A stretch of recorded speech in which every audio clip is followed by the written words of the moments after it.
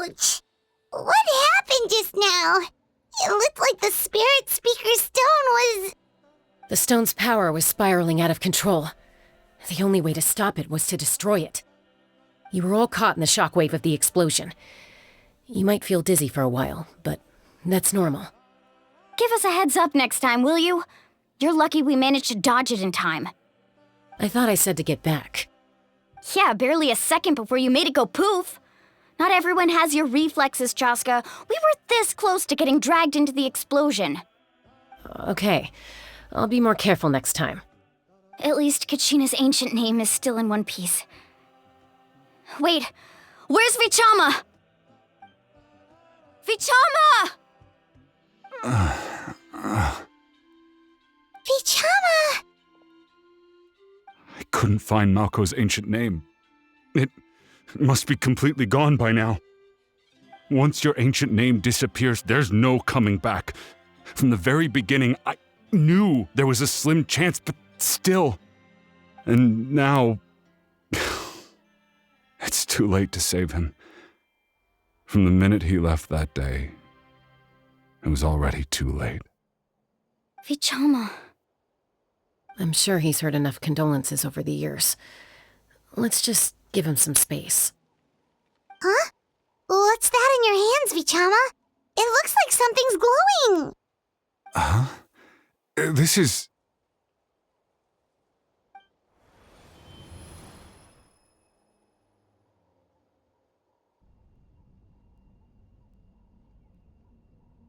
Hey, Malko. Got any strength left? Not enough to swing a sword, but to say a few last words? Sure. Too bad. No one will get to hear them. I never thought I'd actually die on this mission. Not that I'm afraid to die. It's just... hard. Thinking about my mom's face when she hears the news. Guess I have something to be thankful for then. My parents died a long time ago. They won't have to mourn me.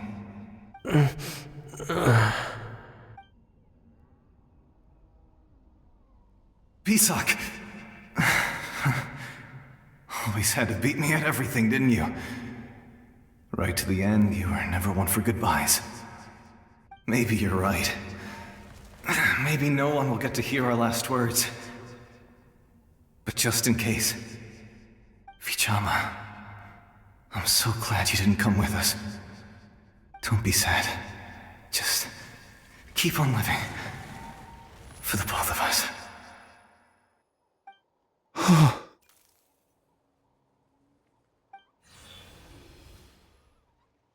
Was that a memory? Seems like we were able to salvage something after all.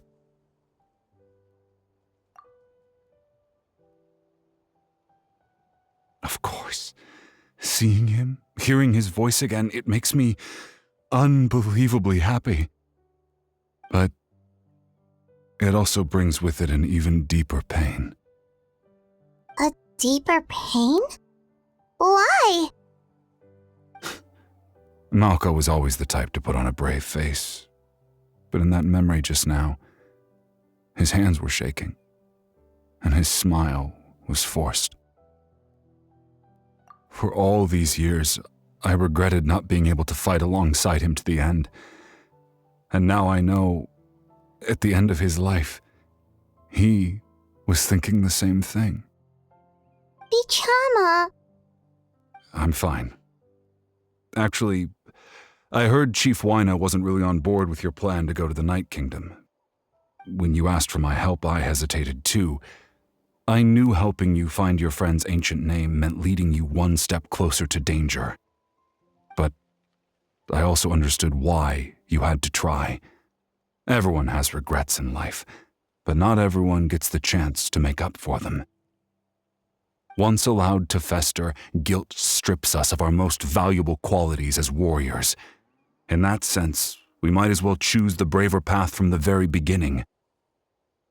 If I could do it all over again, I would have followed Malko to the front lines no matter what.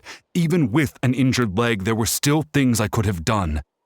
That way, even if the outcome stayed the same, I still would have fought alongside him to the end. There are critical junctures in life, and if you don't seize the chance to act, there's no going back. That's something I had to learn in hindsight, but you're still at the crossroads of your journey, so I hope you can walk away without regrets. Thank you, Vichama. I feel even more determined now. Kachina will come back to us. I'll make sure of it. I promised I would find her, and I intend to keep that promise. That's good to hear. Strange. My body, it's... Once abyssal corrosion enters the body, a portion will fuse itself to your internal organs. Even though the Traveler possesses powers of purification, the corrosion can never be fully eradicated. Thanks to him, though, you are only briefly exposed. Slowing your breathing and controlling your emotions should help you keep the symptoms in check.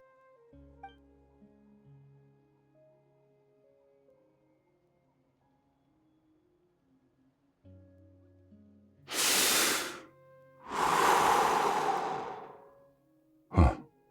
That does make me feel better. You seem very knowledgeable about all this. Just speaking from experience, that's all. Anyway, we've recovered Kachina's ancient name, so we're off to a great start. Let's get Vichama back to his tribe and tell Wina the good news. Oh, and apologize for destroying the Spirit Speaker Stone. We had no choice, though, so he'll probably understand. Right?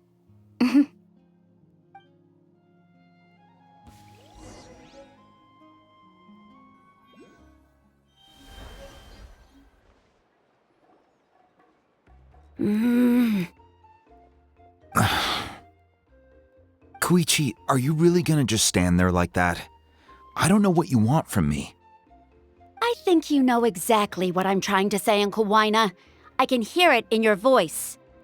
Honestly, it's just one thing after another with you two. They're back. Koichi? What are you doing here?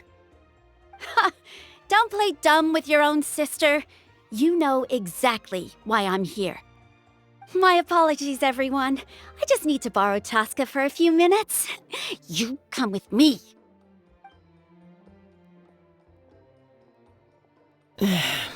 I'll be just a moment. Who is that? Koichi, Chaska's younger sister. Although the two aren't actually related by blood, it's kind of a long story. It's not really my story to tell, but I guess it's not a secret.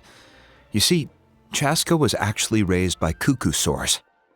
She was afflicted with a rare disease when she was a child, and abandoned in the wild as a result. The Abyss found her out there, all on her own, and tried to devour her. But in the end, all that did was trigger her will to live. That strength of will pushed her to survive. But it also planted a seed of conflict within her. Eventually, she was adopted by the cuckoo sores. Wherever they went, she followed, getting into fights right and left. For some reason, Paimon can totally imagine that. Well, when Chaska finally returned to human society, it was Koichi's parents who adopted her. At the time, Chaska still had a habit of getting into fights, so Koichi was always taking her around, apologizing to everyone. Ah, I remember those days. One of those fights was definitely with me. But, you know, kids. You're fighting one minute and your friend's the next. Eventually, she found a way to rein in that desire to fight. And now she's who people call to resolve conflicts. She's known as the Peacemaker. It sounds like she still argues with Koichi, though. Don't siblings usually stop fighting when they get older? That's partly my fault. Koichi asked me to stop Chaska from doing anything dangerous, but you probably know by now, once Chaska makes up her mind, there's no changing it. Oh, I get it. No wonder you tried to talk us out of going to the Night Kingdom. Chaska even said that wasn't like you. I'm all for your adventure. You need to take risks when you're young. Because by the time you're my age, you couldn't attempt something like that even if you wanted to. Better try now than live with regrets later. That's what I say. Still, I can understand where Koichi's coming from. In the end, nobody wants to sit back and let a loved one put their life on the line.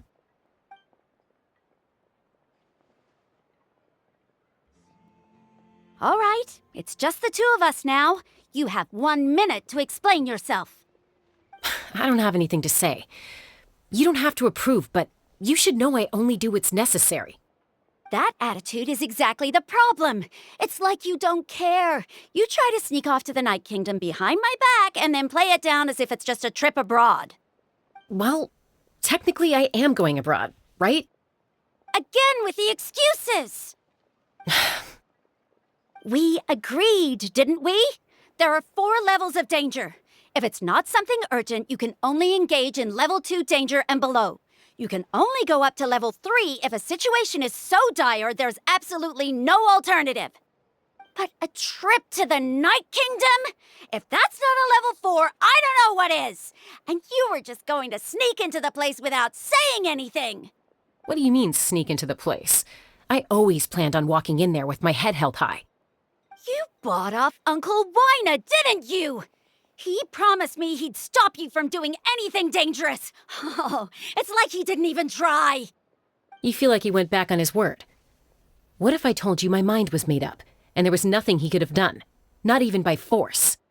Oh, I knew it! So he did try to say something, but you didn't listen. This is important. If you were in my shoes, you'd make the same decision. You don't know that? I'm a doctor, and I handle logistics. If you're going to waltz into a dangerous situation where you could lose control at any moment, it's my duty to say something.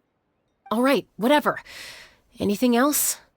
What do you mean, anything else? Why don't you reflect on what you've done and promise me you'll stay put?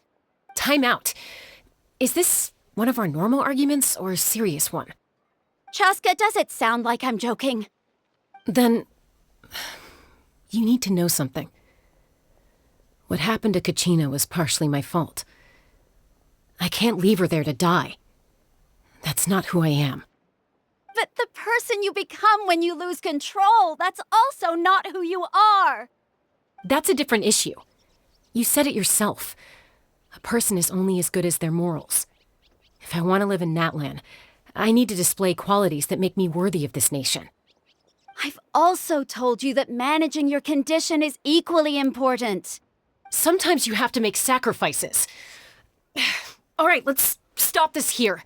If we keep going, I might actually have to get serious. And I think Wina prefers his roof attached to his house. Is that a threat? That sounds like a threat to me. Koichi! Younger sisters are supposed to listen to their elders.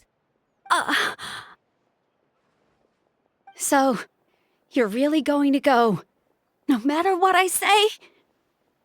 I'm supposed to be your sister. Then support me.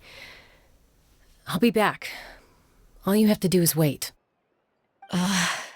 Chaska. So, that's it. Why'd you have to turn out to be so darn annoying?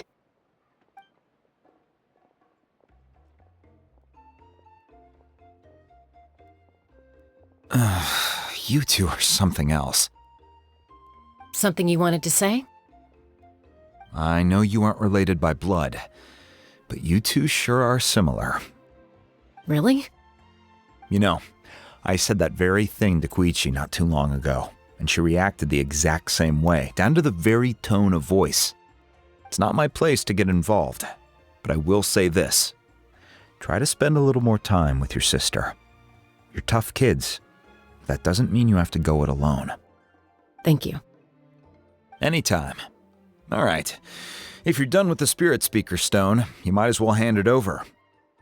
According to Kinich, it's an important ceremonial artifact, so it'd be safer to keep it with me.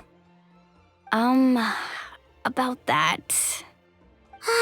If only Tonegif Bard was here, he could have repaired it just like the Holy Liar.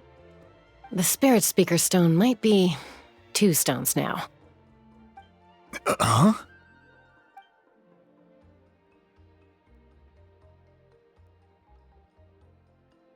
I see. Sounds like it was an urgent situation. If someone's life was on the line, then you had no choice. Still, Citlali's going to be a nightmare to deal with now that you've broken her stuff. I'll explain everything to her later. Stay safe out there in the Night Kingdom, okay? I'll wait here for your safe return.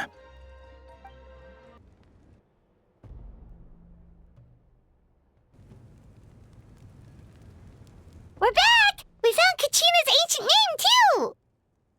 Well, it's fairly complicated. Let me give you the condensed version.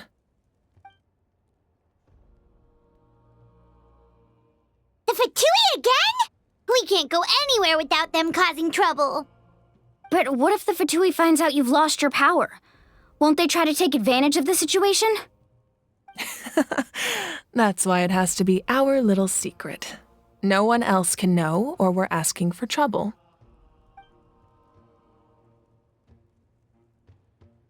Look, I wish I could offer you some sort of consolation, but I won't lie to you. With multiple factions closing in, there's nothing comforting about the situation we're facing. Still, all you need to do is focus on your goal. You can leave the complicated matters to me. I can also step in on the Pyro Archon's behalf. There's a limit to what I can accomplish, but I'll help you however I can. There's no need to be so modest, Yan-san. Your incredible strength has long been a well-known fact. You're the pride of your tribe. Archon, I'm sorry about before. You have so much on your plate, so much that you have to worry about. But all I could do was focus on my own feelings. You have nothing to be sorry about. We all get overwhelmed by our emotions, myself included. Your reaction to Kachina's disappearance, I understand that feeling very well. Well, now that we have Kachina's ancient name, let's go track her down. Follow me.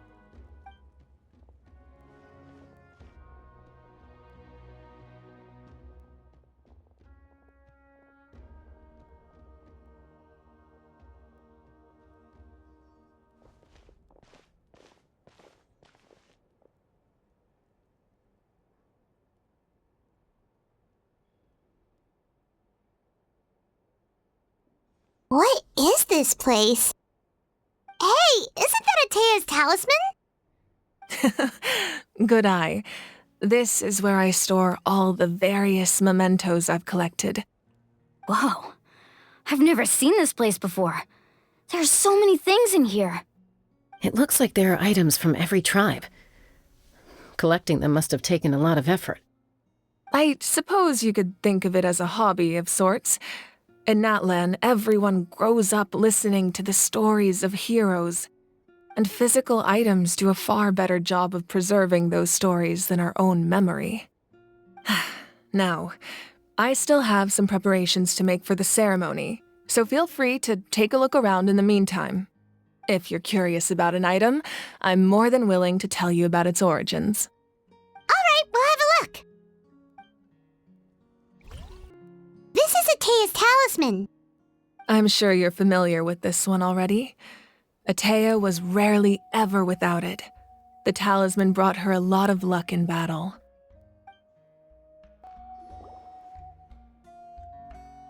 Whoa, this weapon is huge! Which tribe did it belong to?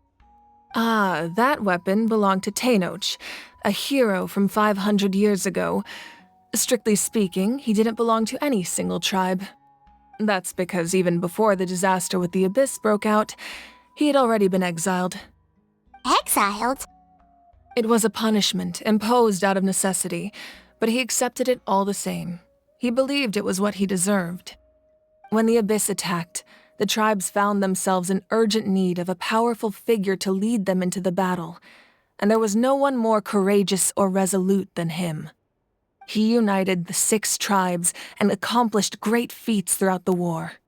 Ultimately, he perished, and because he had already lost his ancient name, the Ode of Resurrection was unable to bring him back. And so, he was laid to rest, alongside the countless warriors and civilians who lost their lives, buried in the soil of his native land. Wow. He sounds like a true hero. Indeed, even now his story is told throughout the land.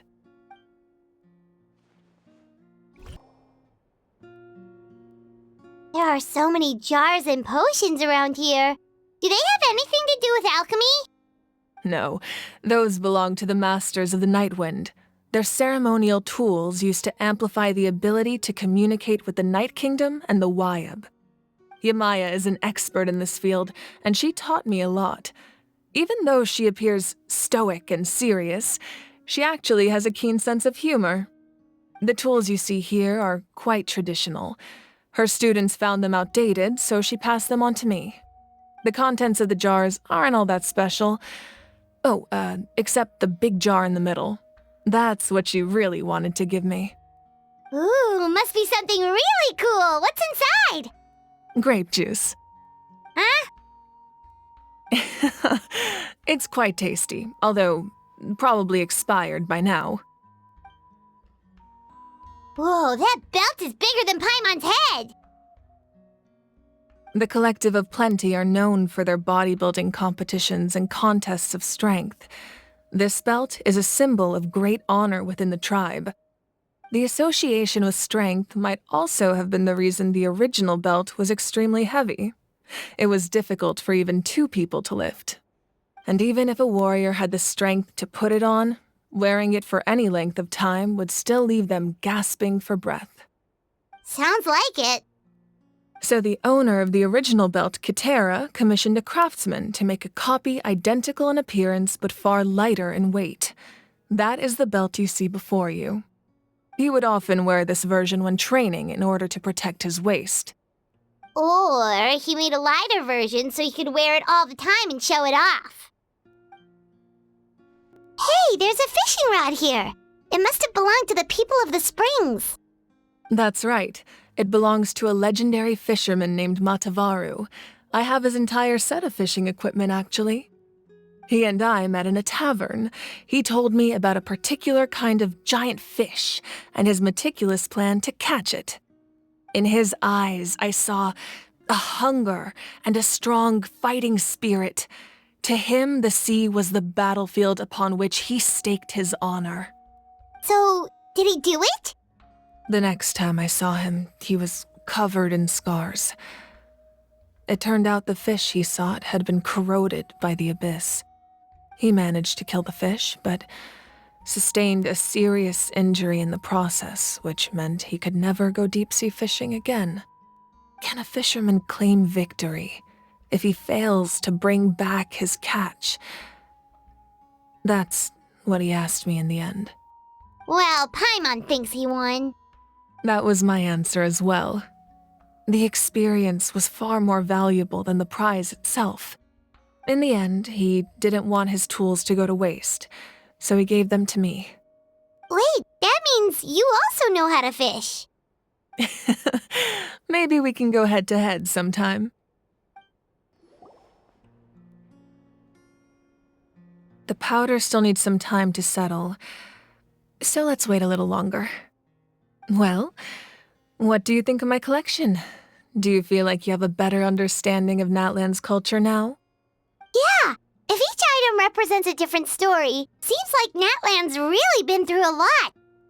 Does every item hold a special memory, just like Atea's talisman? That's right.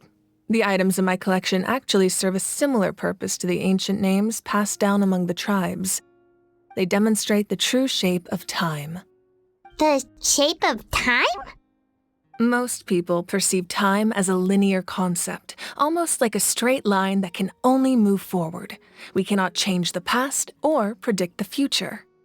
But there's also a different theory, one that I believe to be closer to the truth. Namely, that the past, present, and future all exist at once. At once? Paimon's not sure she understands. Let's say your journey ended right now. Thinking back on your experience in each nation, which one would you say was the most important? Exactly. Even at the end of your journey, the things you experienced along the way don't cease to exist. They become part of who you are. Take out a portion of that journey, and you would likely make very different decisions, and eventually arrive at a very different destination. The future is the same way. It exists even though it has yet to come to pass. We just lack the means to perceive it. Of course, there are those with the power to foresee the future. They simply call it by a different name. Fate. You're quite familiar with that concept, I would imagine. That does kinda make sense. The future hasn't happened, but already exists. Humanity excels at living in the present, but too often we forget the past and neglect the future. While the pilgrimage and the Night Warden Wars lead us to a better future. Only by uniting the people of Natlan across countless eras can we fight back against an enemy as formidable as the Abyss. To come up with such a set of rules, the first Pyro Archon must have possessed a level of insight I can only imagine. That's correct. At first, he was a mortal man with no special power. After he ascended to the Divine Throne, he used it to borrow power from the heavens and establish the rules of Natlan. Namely, a framework through which ordinary people can ascend to Archonhood. By holding the pilgrimage, we're able to determine the strongest among us, and when that person ascends to the Divine Throne, their inner flame will awaken. In addition, the sacred flame will grant them significant knowledge and memory of this land. After all, that's how I came to know everything I just told you. So, it all comes down to the power of the Divine Throne and the rules. Wait, is that a family portrait? Yes, that's my mother, father, younger sister, and the little saurians we raised. I turned a piece of my dad's leather armor into a canvas and commissioned a famous artist to paint our likeness. Your sister is so cute! It looks like the two of you are really close. Paimon was having a hard time thinking of an Archon as an ordinary person, but seeing this portrait, it kind of makes sense now. It really doesn't look like there was anything special about you before. Oh, wait, is Paimon allowed to say that? A little late for that question, don't you think? Sorry! Paimon's so sorry! Paimon's mouth works faster than her brain sometimes! It's all right. I'd never get upset over something like that. No matter what others may say, my past is a precious part of my identity. I'm forever proud of the life I used to lead. Becoming the Archon doesn't mean you sever ties with your family. The position just comes with a lot of responsibilities, so it impacts how often you get to see them. My father made the most delicious stew, so my sister would often bring me a large pot of his cooking, and we would sit on a blanket and eat it together. One time, we didn't close the door securely, and the saurians we were raising ran into the room and knocked over the entire pot. My sister immediately burst into tears. The two troublemakers were going for the meat, but when they saw my sister's distress, they froze on the spot. I still remember the way they laid there, sulking like a pair of children, even after making such a mess. It was frustrating, but in the end, all I could do was comfort my sister and move on. Wow.